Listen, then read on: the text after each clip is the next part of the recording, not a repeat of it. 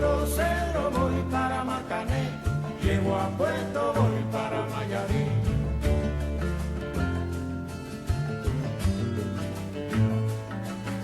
De Rosero voy para Marcané, llego a Puerto, voy para Mayarí.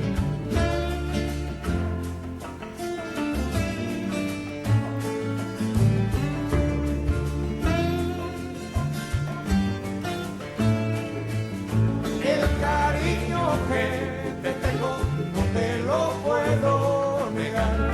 Se me sale la babita, yo no lo puedo evitar.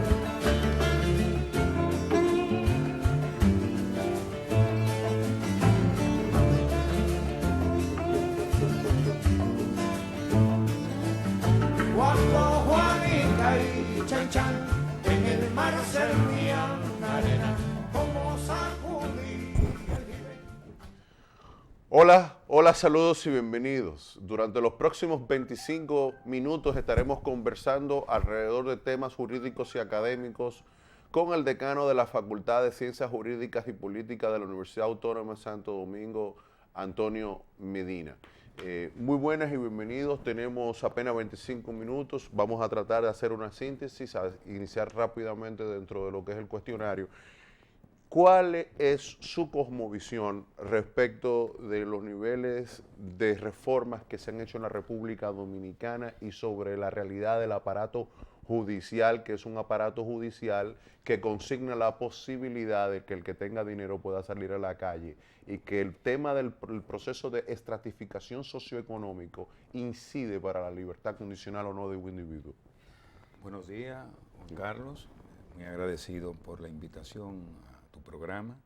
Siempre lo veo, ¿no? Y son excelentes entrevistas y participaciones de los que se invitan, ¿no?, a este programa. Nosotros entendemos que hablar de la justicia en República Dominicana implica en el pasado relativamente reciente de un antes y un después. Recuerden la reforma constitucional de 1994, que estableció una serie de cambios y transformaciones en el sistema jurídico y en el sistema político, producto de la crisis que se dio, ¿no?, en el país con aquellas elecciones en las que participó José Francisco Peña Gómez y Joaquín Balaguer, que dio lugar esta reforma y esos acuerdos, producto de la crisis política, a una reforma constitucional. En el 1997 se instaló la Suprema Corte de Justicia y se estableció un mecanismo diferente de selección de los jueces, que antes, ustedes recuerdan, era el Senado directamente, se lo distribuían, ¿no?, los senadores en sus provincias, los diferentes miembros de la justicia, los jueces, en todas las instancias. Y el sistema de selección de la Suprema Corte también fue modificado. Eso prácticamente planteó una reforma en el sistema de justicia, o sea, la ola de reforma que implicó la creación de la Escuela Nacional de la Judicatura, la carrera judicial y muchos avances que impactaron positivamente en el sistema de justicia. Pero como todo, llega un momento en que se produce un estancamiento y necesita una renovación. Y como muchos plantearon, una nueva ola en el proceso de reforma del sistema de justicia. Los resultados fueron muy positivos, pero vemos situaciones que se dan en la justicia y que son expresiones de problemas macro en la sociedad dominicana. Porque no podemos decir, por ejemplo, que todos los jueces sean corruptos. La gran mayoría de los jueces son jueces competentes, son jueces honestos, que están preparados, porque recuerden que son en gran parte egresados de la Escuela Nacional de la Judicatura. Pero siempre hay elementos nocivos, contaminantes en el sistema que hay que erradicarlo. Pero no solo eso, sino en el aspecto ya de lo que es la reforma del sistema a nivel legislativo, de los diferentes códigos, leyes, código penal, código procesal, penal, y las diferentes, digamos, leyes que de un modo u otro impactan en el sistema, sobre todo a partir de la Constitución del 2010, porque la reforma constitucional del 2010 le planteó importantes retos y desafíos al sistema y a los actores del sistema. En cuanto a la relación, ¿no?, y el impacto que tuvo este proceso en todo el sistema judicial y político de la República Dominicana y en la necesidad de modificación de muchas leyes para adecuarla al nuevo ordenamiento constitucional. Bien, profesor. Mirando esa etapa rápidamente, esa fue la primera fase de todo el proceso de reforma que desencadena desde 2004 la crisis de Peña en el 94-96, 2000-2004, y se genera entonces el proceso de reforma, se retrotrae, se hace de nuevo la Constitución, la reforma constitucional 2010. Sucede que como todo vicio del sistema estructural, hay aspectos contaminantes. Uno de esos es las garantías socioeconómicas a los individuos. Eso genera al mismo tiempo una especie de estratificación judicial, donde la justicia es para unos, pero no es para otros. Correcto. El problema de la justicia hay que verlo desde un punto de vista sistémico, ¿no? O sea, ¿qué ocurre en la sociedad dominicana?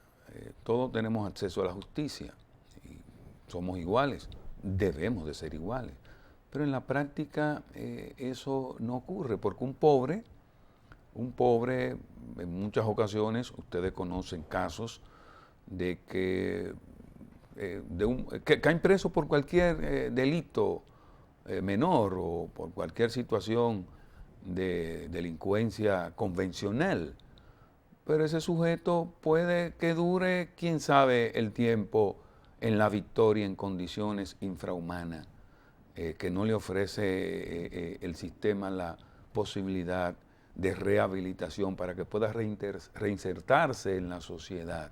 Entonces, ahí viene un caldo de cultivo para la criminalidad, porque la criminalidad es un fenómeno complejo, multifactorial, en el que inciden factores socioeconómicos, sociopolíticos, socioculturales, es decir, factores diversos.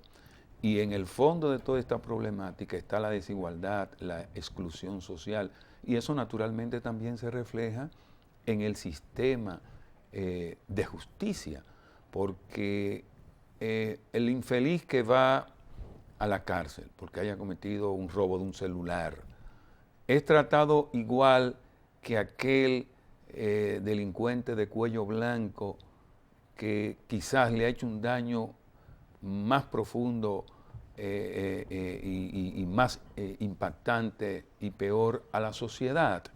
El que se ha robado el dinero del erario, el narcotraficante y aquellos que han cometido delitos y crímenes que laceran el espíritu social. El hecho, el hecho mismo de la separación de poderes como poder judicial, poder ejecutivo, el Congreso, todas estas reformas institucionales que procuran el desarrollo de una buena seguridad jurídica para el crecimiento del PIB dentro del concepto económico que se maneja en la República Dominicana. Sucede que hay mucha concentración en el sector privado y hay mucha concentración en el sector público. En el medio está la sociedad, pero en esa sociedad también hay muchos privilegios. Ya lo acabamos de decir en términos económicos. El problema es más complejo y va más allá de la propia judicatura respecto de 1 millón de ninis. Pero por supuesto, y lo acabo de decir, la desigualdad social, los grandes desequilibrios, esos sectores excluidos de la sociedad que son llevados a la criminalidad porque el sistema en gran medida es responsable de esta situación. Y luego que lo meten en los centros penitenciarios, sobre todo en lo del viejo sistema, salen más corrompidos, porque es un sistema que en vez de regenerar, degenera aún más, porque es un sistema canceroso.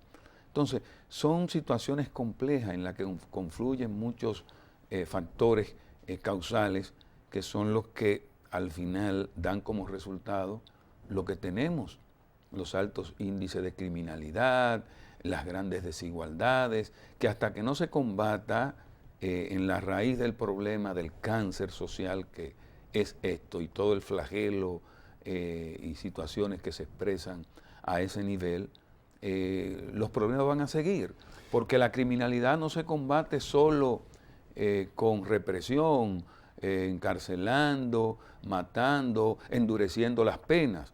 La criminalidad se combate también tomando las medidas y las políticas sociales que realmente puedan influir e impactar en esos sectores que son el caldo de cultivo para este flagelo social. Profesor, hablando de la coerción, de la visión sociocultural, dictadura, posguerra fría, represión, exilio, presos políticos, es obvio que República Dominicana debe mantener todavía dentro de la estructura coercitiva militar ese pensamiento de persecución que se dio en la posguerra y con todo ese la proceso. Guerra Fría, ¿Sí? todo el proceso. Entonces, sacar a las calles los militares expresa para el buen observador que la situación de la criminalidad es superior a lo que dicen las estadísticas,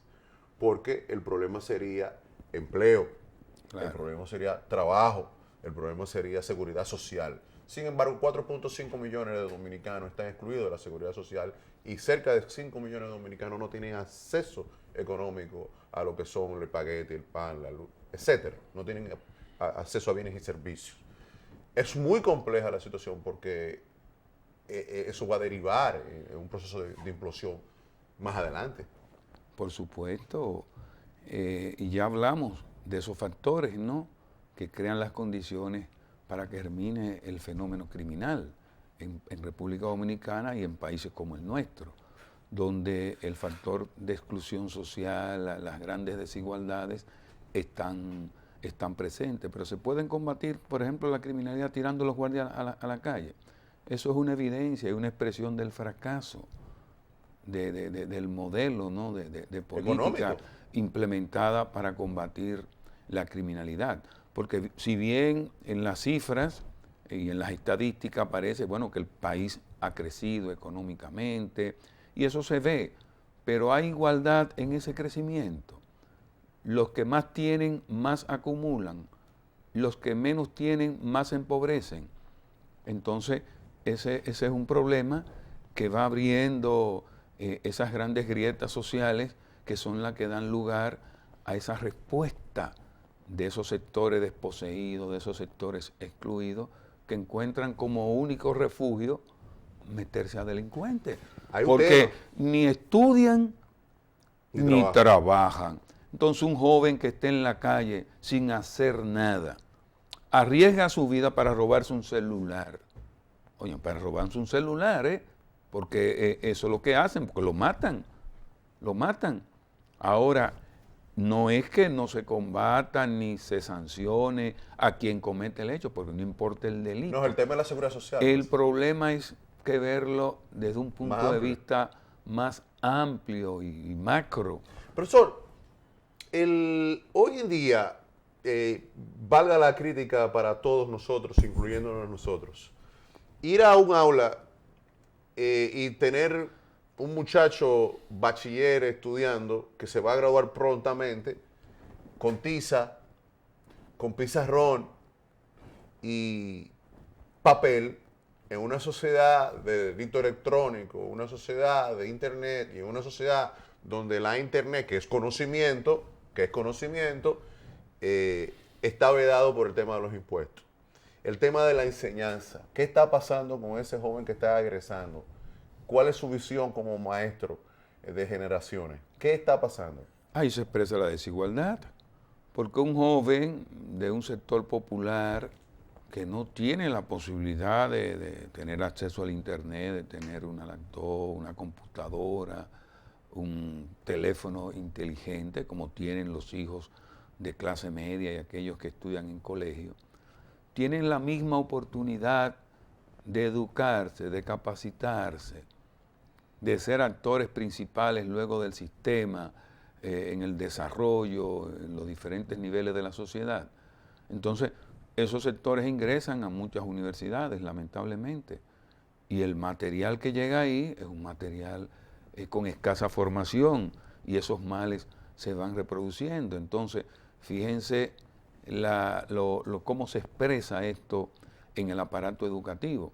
Bueno, se aprobó ahí está el 4%. Se ha avanzado, porque no podemos negar que se ha avanzado en la construcción de aulas, en la tanda extendida, pero hay un aspecto clave que es el factor humano. Entonces ya los recursos y la inversión debe de estar dirigida, por ejemplo, a la capacitación de los maestros, a crearle mejores condiciones a esos jóvenes que son los que estudian en las escuelas públicas para que puedan tener acceso medio, por lo menos, en condiciones más o menos aceptables, para que su formación realmente sea sólida y efectiva, ¿no? Y no con las deficiencias que lamentablemente arrastran y que luego se reproducen, y ahí está la dificultad ya para la inserción en el mercado y en los sectores productivos, ¿no? ¿Podemos ir a una breve pausa con su permiso, profesor? ¿Cómo no? ¿Cómo no? Todo es un proceso sociocultural. No es verdad que el que nació en los 60 tiene la posibilidad de pensar similar, o el que nació en los 80 pensar similar al que nació. Ahí podemos hablar ahora cómo el cambio tecnológico, cómo todo eso ha influenciado en la juventud de hoy, cómo piensa. Exacto. O sea, porque son procesos socioculturales normales, ¿no? Porque las sociedades no son estáticas. Pausa ahí. Estamos conversando con el profesor, ¿a dónde estoy? Acá. Estamos conversando con el profesor Antonio Medina. Antonio Medina es el decano de la Facultad de Ciencias Jurídicas y Políticas de la Universidad Autónoma de Santo Domingo. No se vaya, quédese.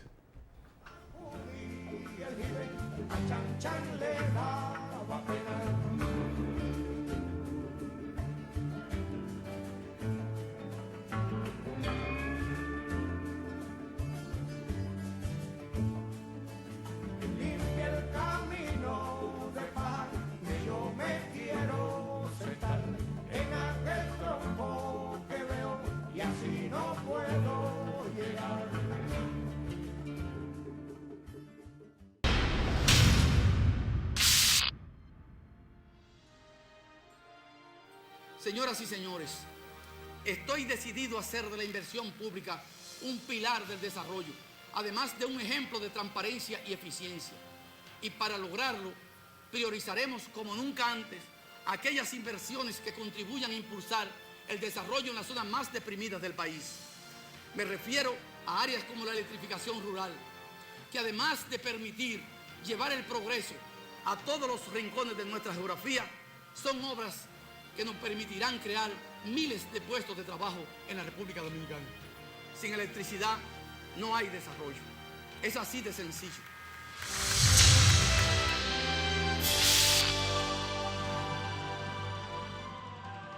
Edesur anuncia la ampliación de su moderno sistema de medición y monitoreo a distancia Telemedida, que además de medir el consumo y cortar y reconectar el servicio a distancia, detecta inmediatamente cualquier falla técnica, fraude, anomalía o alteración que se produzca en el medidor. No te pongas inventando, paga tu factura al día, que Telemedida te está chequeando. Yo no cojo corte con eso de la luz. Edesur, únete y conéctate.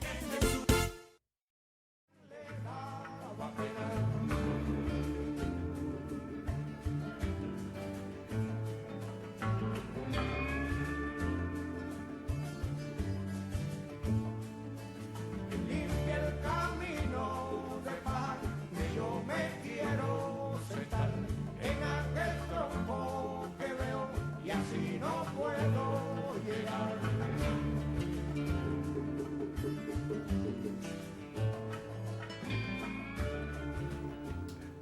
Conversamos con Antonio Medina, decano de la Facultad de Ciencias Jurídicas y Políticas de la UASC. Con los cambios tecnológicos, existe ya una nueva generación. Ya el hombre actual mutó. Es decir, el hombre que conocimos, que nació en época de Trujillo, en los años 30, 40, 50, 60, ha venido muriendo. Ya el hombre que nació incluso en los 50 ya tiene 50 años. Ya hoy nació otro hombre, ya después de los 90 nació otra especie.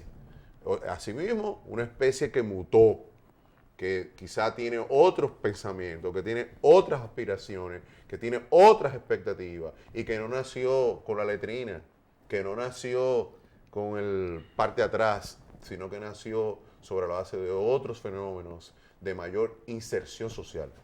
Correcto. Las sociedades son cuerpos vivos y como cuerpos vivos cambian, se transforman.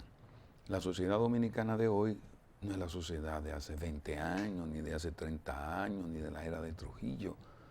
Y eso no solo ocurre en una sociedad específica, sino en el mundo. Vivimos en un mundo globalizado, en lo que algunos denominan una aldea global. Ya lo que sucede en China impacta en República Dominicana, no solo en la política, en la economía, en lo cultural. El joven de hoy no es el joven de hace 30 años, cuando no existía el Internet, cuando no existía la computadora. Y eso influye en la educación, influye en la cultura, en el comportamiento, en la visión, en la ideología, en todo lo que es el accionar del ser humano. Y eso tiene su parte positiva y su parte negativa, porque estos procesos de cambio son tan rápidos, porque no es como ocurría en siglos pasados, que los procesos de transformación duraban muchas veces 100 años, mucho tiempo, ¿no? Porque eran procesos más lentos, pero hoy con el desarrollo tecnológico, el desarrollo de la ciencia, ya esos procesos ocurren en menos en 1 año, 2 años. Fíjense cómo hoy tenemos la tecnología de la comunicación a través del Internet. Yo con este aparato me puedo comunicar, tengo acceso a todo con este teléfono inteligente. Me puedo comunicar ahora mismo de aquí a China, enviar comunicaciones. Pero dentro de 1 año aparecerá un aparato mucho más complejo, más sofisticado. Y esa es la dinámica de la vida. En 20 años no sabemos dónde vamos a estar. Entonces, ese es el proceso. Y eso impacta en todo el ser humano, en su comportamiento, en los valores sociales. Vemos cómo ya usted tiene que tener cuidado en lo que hace. Porque todo el mundo anda con un aparatico de esto y le pueden grabar la conversación. Miren los hechos que ocurren, que son, exacto, cómo han desnudado lo que es la diplomática, los secretos de Estado de un país como los Estados Unidos y de muchísimos otros. Es decir, que estamos expuestos y eso es, digamos, con lo que tenemos que cargar en lo bueno y en lo malo, con ese importante y trascendente, impactante proceso tecnológico. Y eso, lógicamente, en la educación. Un joven a hoy, imagínense un joven de hoy, frente a un joven quizás de la época de nosotros, cuando todavía no teníamos la posibilidad de un teléfono inteligente, de la utilización del Internet.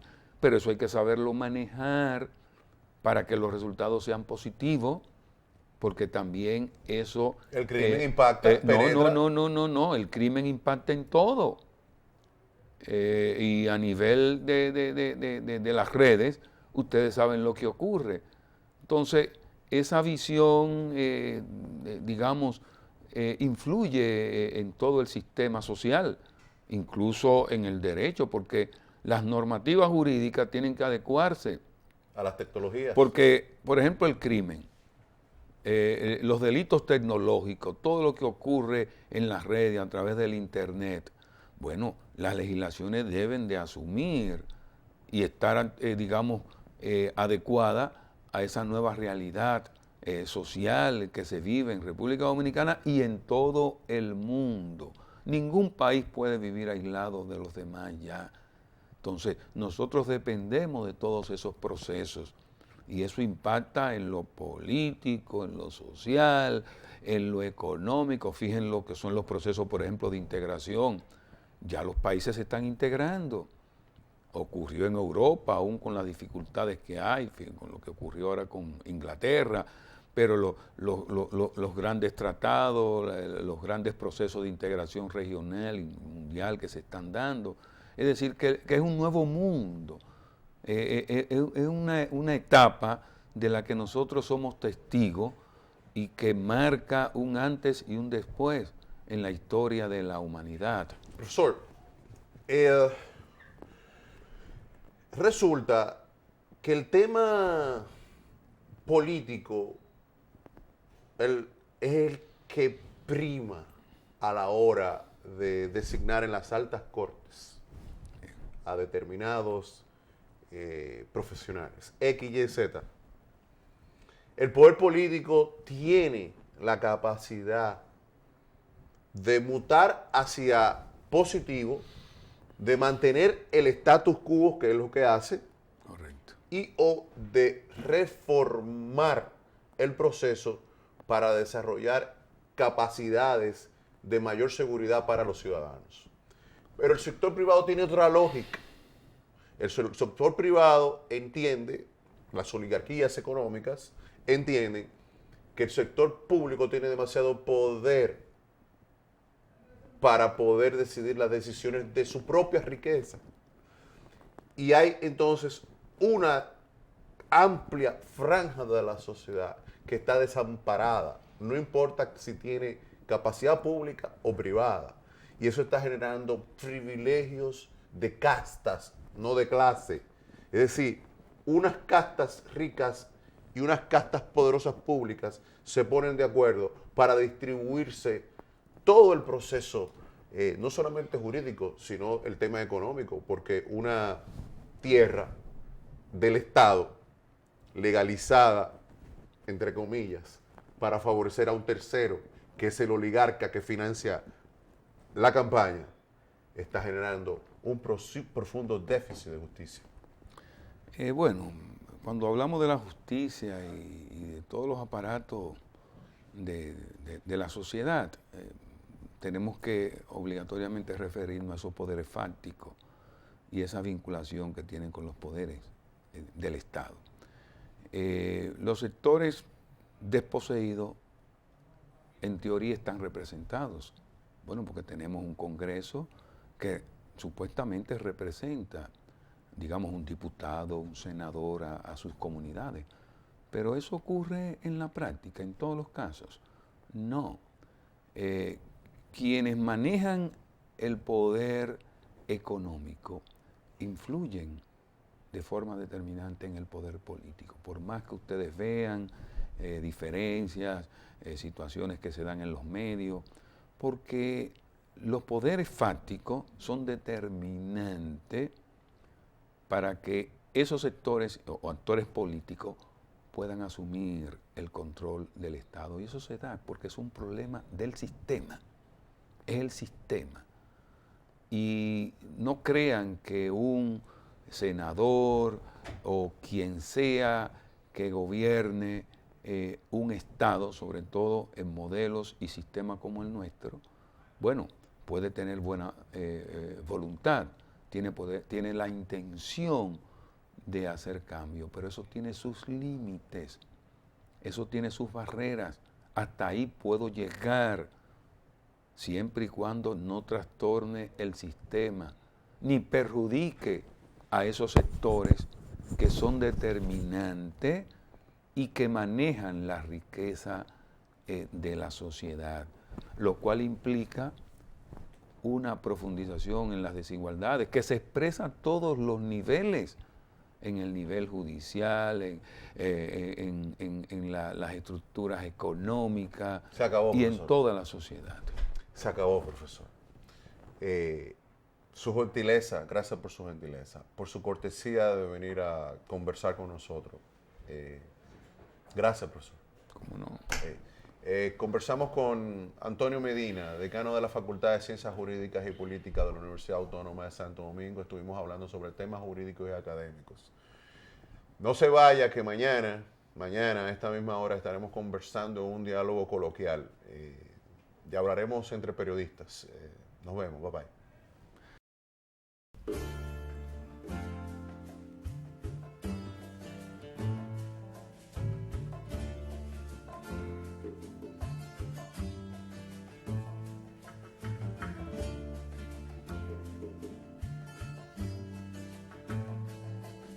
De Alto Cedro voy para Marcané, llego a Puerto, voy para Mayarín.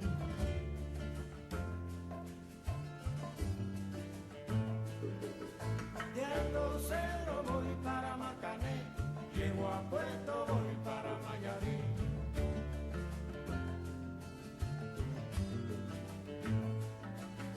De Alto Cedro voy para Marcané, llego a Puerto, voy para Mayarín.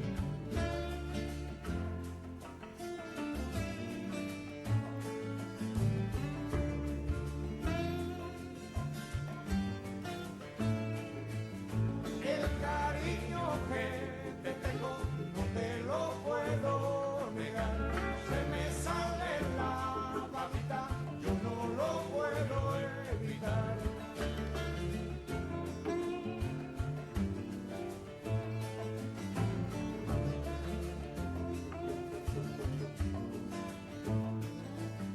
Cuando Juanita y Chan Chan en el mar se